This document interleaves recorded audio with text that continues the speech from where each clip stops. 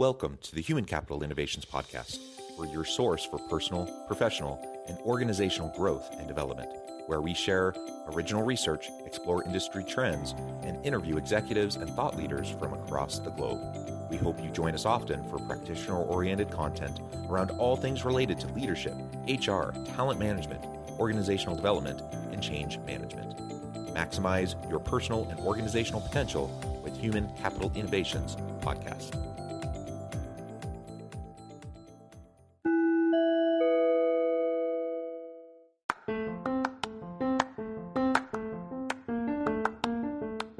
If you enjoy the Human Capital Innovations Podcast, enjoy ad-free listening by going to the Patreon page, and please consider contributing even at the producer or sponsorship level.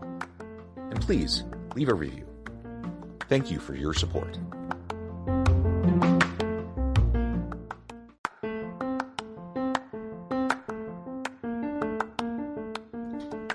Welcome to the Human Capital Innovations Podcast. In this HCI Podcast episode, I talk with Alex Pantich about key principles to attract, engage, and retain workers in a difficult labor market.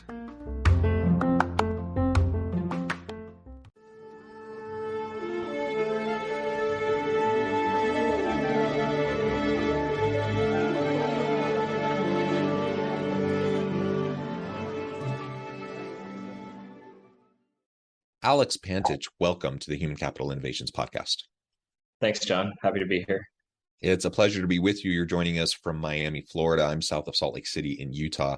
And today we're going to be talking about key principles to keep in mind when trying to attract, engage, and retain workers, especially in this difficult labor market. And of course, people have talked ad nauseum about the Great Resignation, the Great Reevaluation, the Great Reawakening, however you want to term it. People have been talking about that for a long time. People have been talking a lot about quiet quitting and the impact that that's having on organizations and reasons for it. I think our conversation today is going to tap into those pieces, but honestly, I think there's more to explore there. And honestly, this has been an issue for a really long time. So even pre-pandemic, organizations were struggling with attracting, engaging, and retaining good people, especially in particular industries, tech, STEM, healthcare. There were certain areas where it was even harder to get good people and to have them stick around to really be committed to the organization and to do great work. So a lot of these conversations that we're having today, they're not necessarily new conversations. They've been conversations we've been having for a long, long time. They've just gotten more, I think, public attention, more media coverage, and those sorts of things, given kind of the scale of it right now, and the impact of the COVID pandemic on all of this. So anyways, that's what we're going to be exploring together today. I'm super excited to have the opportunity to chat with you, and I appreciate you taking the time to share your insights and your wisdom with me and my listeners. As we get started, I wanted to share Alex's bio with everybody. Alex Pantich is the president and co-founder of Upshift, an on-demand staffing platform that is helping usher in the future of work. Upshift's platform connects businesses with pre-screened W-2 workers to fill a variety of roles, from hourly to full-time and everything in between. Their platform streamlines the entire process of hiring and paying flexible workers, allowing businesses to cut down on costs while also maintaining a dynamic, high-quality workforce. Backed by Recruit Holdings, Inc., the owner of Indeed.com and Glassdoor.com, Upshift has a success rate of over double the industry standard. That is fantastic. And we definitely need more of these sorts of platforms to ease the burden on organizations when they're trying to hire and staff. And sometimes it's freelance, sometimes it's contingent, sometimes it's W-2. Ultimately, though, I think organizations need more flexibility and more options when they're trying to fill the needs that they have. So I think what you're doing at Upshift is excellent. Anything else you would like to share with me and my audience by way of your background or personal context before we dive on in further? No, I think you did a great job with the bio. Thank you, John. Okay, cool. So let's start laying out some of these key principles. What would you say are the top things that employers need to be really keeping in mind when they're trying to think through that staffing, the strategic staffing elements and the talent acquisition, the attraction, the engagement, and the retaining of great workers to add to their team? I think one of the biggest parts of it is putting yourself in the worker's shoes or the candidate's shoes. I see that that doesn't happen sometimes at organizations, and I can give a great example of this. There was a client that we work with that we were not having trouble getting anyone to work for them through Upshift, but they were having trouble getting direct applicants. And their HR director asked me to hop on a call and walk them through why we weren't having trouble getting applicants so that they could potentially implement some of those learnings. And before the call, I actually went and applied for one of their jobs, and I went through their entire application process. And I took a loom of it and I sent it to the director of HR before our meeting with the details. And this director had actually never gone through their application process before. Someone had set it up, 8 or 10 years ago, and ever since they had just been copying job postings, and they hadn't really reviewed what the candidate experience was like. And I think that that's something that in our industry can be forgotten sometimes. People just kind of set things up, they forget, and they keep running. It's really important to be thinking about constant improvement and making sure that you're testing what the candidate experience is like.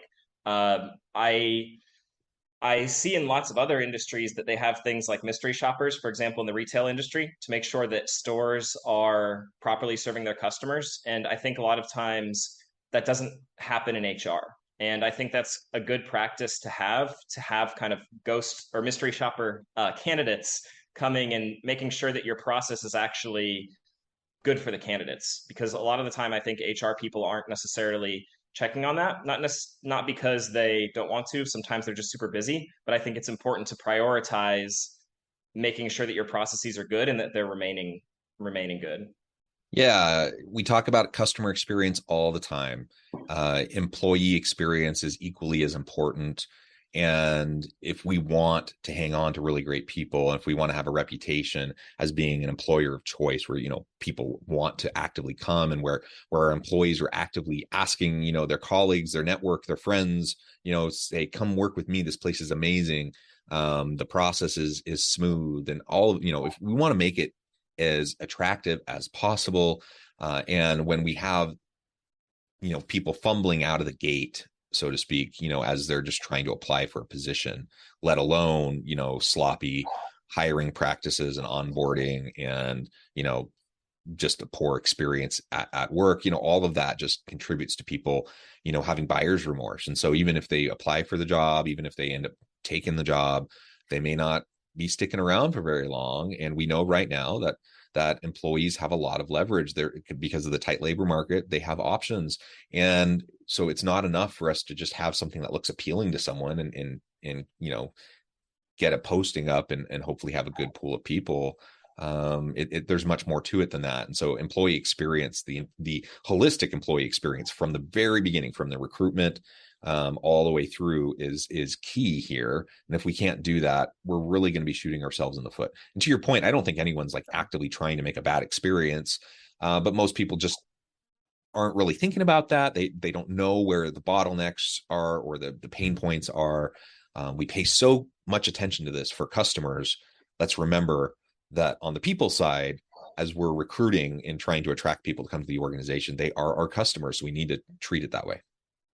Yeah, I agree completely. And I think one of the things that organizations don't do enough that they should do is utilize the talent of their marketing team with their recruiting.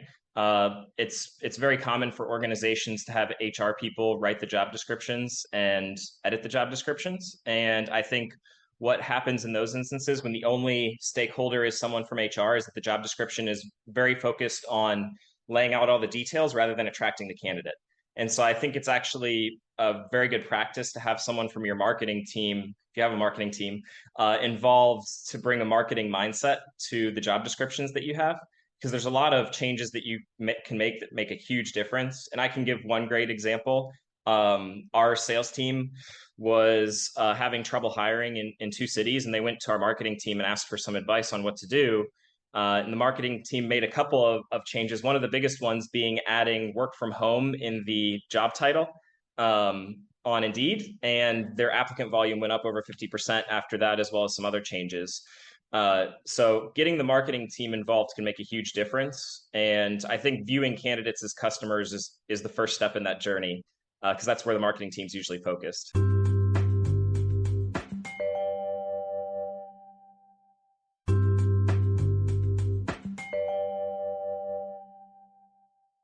Yeah, absolutely. That's great.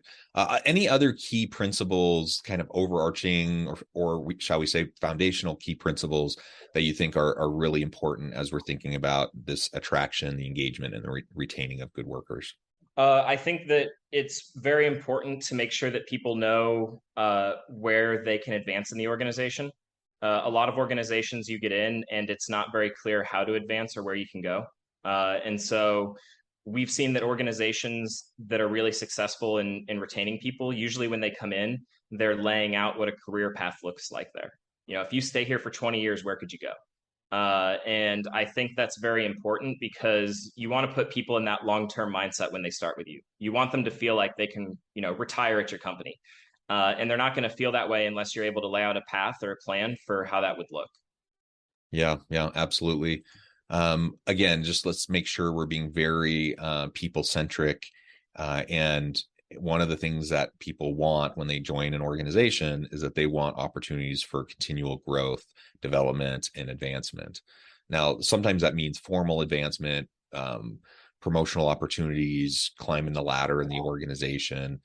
More and more organizations are trying to get a little flatter, trying to get a little bit more agile, and so it doesn't necessarily always have to be, a formal title opportunity or a promotional opportunity in the way that we might traditionally think about it. But there are lots of ways that we can embed, and communicate to our people opportunities for continual development, continual growth, in resources and investment into them, their skill sets, their constant reskilling and upskilling, and also, ways that they can be involved in really cool projects that will progress them in their career.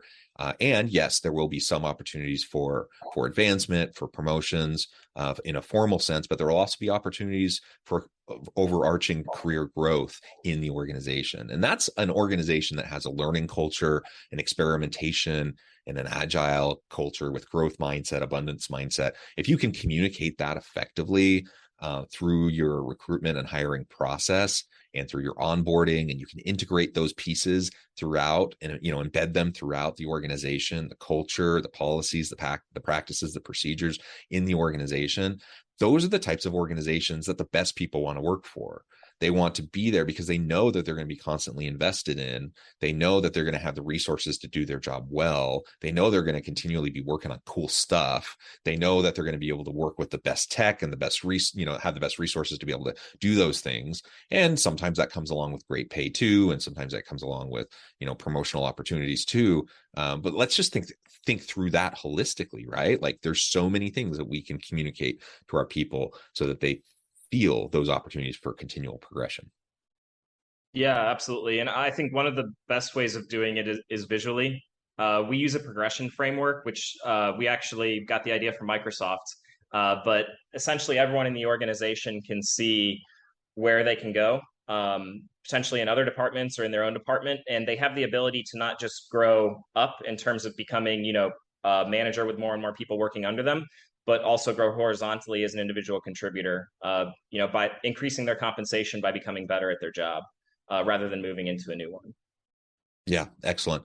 So let's talk a little bit about what employers need to be doing then, as we're responding to the Great Resignation, quiet quitting, some of these terms that people have been throwing out there. The reality is it's just hard right now. It's hard to keep good people. Lots of organizations have a lot of open positions. And that puts a burden on everyone else on the team because people are picking up the slack and so then you start to experience burnout. Part of the reason for quiet quitting is because so many people have just felt leaned on so heavily to do extra work because there are unfilled positions, right?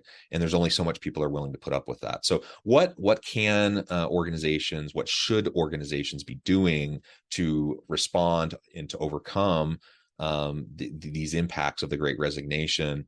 And in what way, perhaps, does flexibility play a role in attracting and retaining great people in this environment? Yeah, so I'll address first kind of the hourly portion of the workforce. I think one of the biggest things you can do there is offering flexibility from what we've seen. There's a lot of people who can't necessarily work 40 hours a week, but are willing to work for you regularly and be there every week. And a lot of organizations still haven't made haven't opened up opportunities for people who need to be able to work flexibly. And so they're losing those people. And we see it lots of times with clients where they may have someone who's full-time who that person needs to be working now 4 days a week because they have a sick relative or this or that, and they're not allowed to. Because the rule is everyone has to be here at least 5 days a week, at least 40 hours a week, unless you're taking PTO. And so you're losing good employees when you have hard and fast rules like that. I've also seen other organizations where as they see people churn, instead of allowing flexibility so that they can fill those gaps, they force their existing employees who are still there to work overtime. And that is also a short-sighted mindset because you just increase churn. So I think organizations need to figure out how to open themselves up to flexibility on the hourly side. How can we allow someone to work here 2 days a week or 3 days a week rather than 5 days a week? In a lot of instances, you're able to. Cindy can be there Monday through Wednesday and John's there Thursday through Friday. They're both trained. They both know what they're doing. There's no reason to say that both of them have to be there 40 to 60 hours a week, especially when neither of them may be able to. And so that's something that we've been really advocating for in a lot of organizations, is to allow people to have some flexibility in their working hours. And it makes a huge difference. When you start to allow flexibility, you don't really have trouble staffing anymore in a lot of instances, as long as your pay rates are in line with the market. Because as you allow for more flexibility, you're unlocking other levels of labor. If you think of the labor market as a pyramid, with the top level being people who can work 40 or more hours per week, that's a pretty small number of people, and most of them already have jobs. And the people who don't have jobs, there may be a reason they don't, because unemployment rates are so low, right? It's very easy to find a new job. So when you're saying everyone who comes in here has to work 40 hours or more a week immediately, you are really cutting off a very large portion of the market. And we've seen a lot of success with clients who allow people to maybe start flexibly. Maybe that person's working part-time at Starbucks, but they're willing to work 2 days a week for you initially at your manufacturing facility. And after working there for a month, they're willing to work for you full-time. But if you said to them initially, you have to quit your other job and come here full-time, they wouldn't have done it. And so that's a dynamic we've seen in the industry, that if you're willing to do these kind of try before you buy scenarios where people have the ability to start out flexibly at first, you're able to get more full-time employees than if on the front end you say everyone has to start here 40 hours a week. Because it's a big leap to quit your job and go somewhere new, working 40 hours a week. It's a lot smaller leap to say, hey, on my days off at my part-time job, I'm going to come work for you. And now that I've liked it, now I'll go full-time. Yeah, so that's a great insight for part-time workers, hourly workers. How about for exempt employees and other full-time types of arrangements?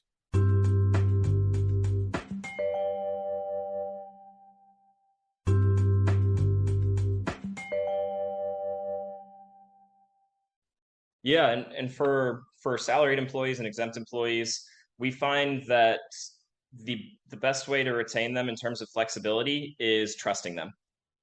So there are certain roles where people have to be working, 8 to 5. There are certain roles where people have to be in the office, but it's not all roles. And so if that role doesn't really require that, we don't require that of our employees. And so, for example, if you're doing customer support, you've got to be there when the customers are around, right? You've got to be working certain hours, but do you need to be in an office? No, only if you want to be. And so our customer support team is fully remote.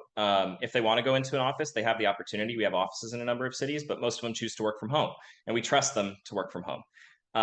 Now we have other roles where people do need to report to an office. Some of them are working on site with clients, or they need to be in person for whatever reason.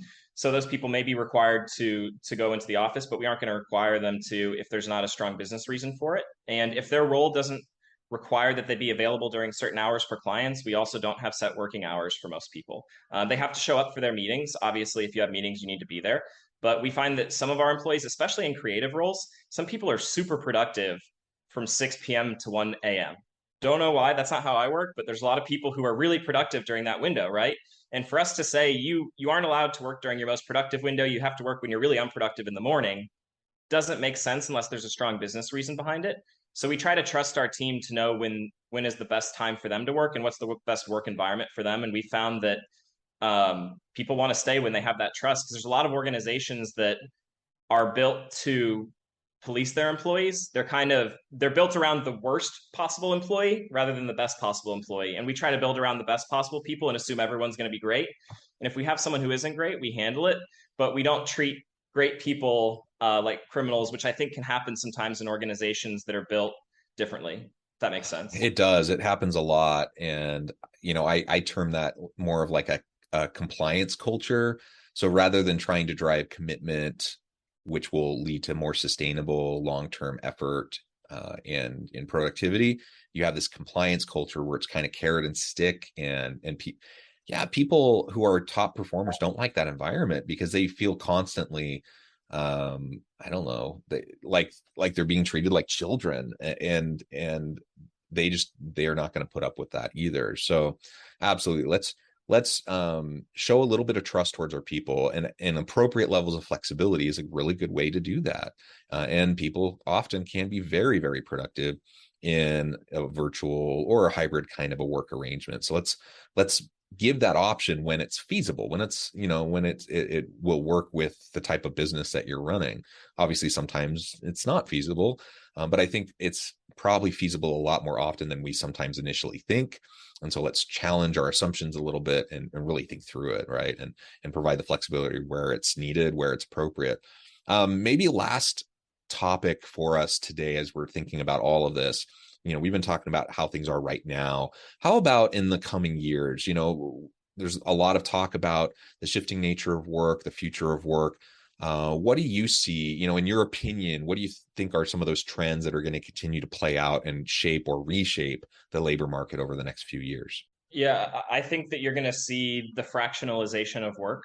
We're seeing it already in the industries that we work in with Upshift, where instead of having one full-time person, you might have two part-time people. I think that's a good thing. It allows people a lot more flexibility, and I think once businesses get used to it, it works for them better too, because the people who are coming in are happier because they chose to be there. They weren't ordered to be there. And that's another dynamic we're seeing is moving towards self-scheduling. So allowing people to tell you when they're available rather than you telling them when they have to be available. And I think, in this labor market, that's you really need to be catering to the people who work for you. If you're trying to push down schedules on hourly folks, a lot of times they're going to leave. You have to engage them in the process. And maybe you can't give them every choice under the sun. Your facility might not be open all day, every day, but you can probably give them a couple different options. Here's shift A, B, and C. Which one do you think would work for you? And which days can you come in for it? In a lot of instances today, that's not happening, but I think that's going to happen a lot more in the future. I think you're also going to see a lot, and this is already happening too, but on the exempt side, I think you're going to see a lot more people move to a contractor model. And in this instance, it's actually not going to be driven by employers trying to save money. I think it's going to be driven by people trying to live lifestyles that they want to. When you're in that employer-employee relationship, you don't necessarily have control over where you want to live to an extent. A lot of organizations have restrictions around being in different countries, being in certain cities, et cetera, for good reason. There's a lot of compliance headache when you have an employee going between those areas, but a lot of people nowadays want that flexibility to live where they'd like to. And so I think you'll see a lot of people who are higher skilled putting in their time as an employee, gaining those skills, and then moving into a 1099 situation so that they can get the flexibility that they wanted. And we're seeing that now too. We see a lot of people who work for us who prefer to, be under that 1099 model because it gives them flexibility to work whenever they want, to live where they want, et cetera. And you don't have that in the traditional employee model. Yeah, I think those are both really great points. I agree. This is more illustration around just the flexibility and the shifting priorities of the workforce today. So I think those are trends we've seen happening for a while. I think they got accelerated a little bit during the pandemic, and I fully expect for us to continue in that direction as well as we move into the future of work. Lots for people to think about. Anyone listening, get with your leadership team. Really think through some of the strategic staffing and talent acquisition issues that we've been discussing, and where possible, I think flexibility is going to be key. So let's be open to the possibilities and be creative about what we might be able to offer for our people and for our teams.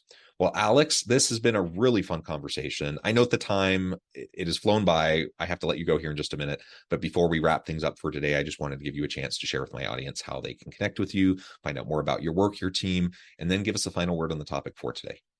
Yeah, absolutely. So you can reach out to me on LinkedIn, Alex Pantich on LinkedIn, and you can find more about Upshift at www.upshift.work.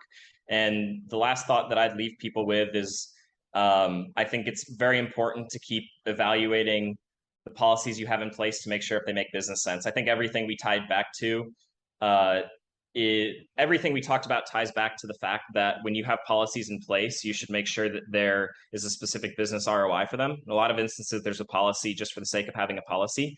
And I think once you dig into your policies, you'll find that in a lot of instances, you can actually offer more flexibility than you realized.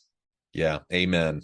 Thank you so much, Alex. This has just been a great conversation. I encourage my audience to reach out, get connected, find out more about what Alex can do for you. And as always, I hope everyone can stay healthy and safe, that you can find meaning and purpose at work each and every day. And I hope you all have a great week. Do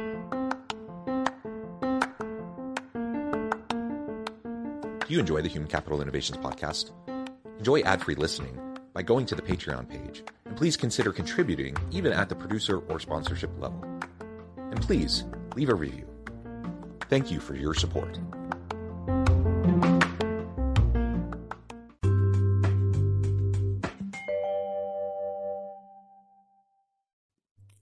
Thanks again for joining us for this episode of the Human Capital Innovations Podcast. I hope you stay healthy and safe and that you have a great week.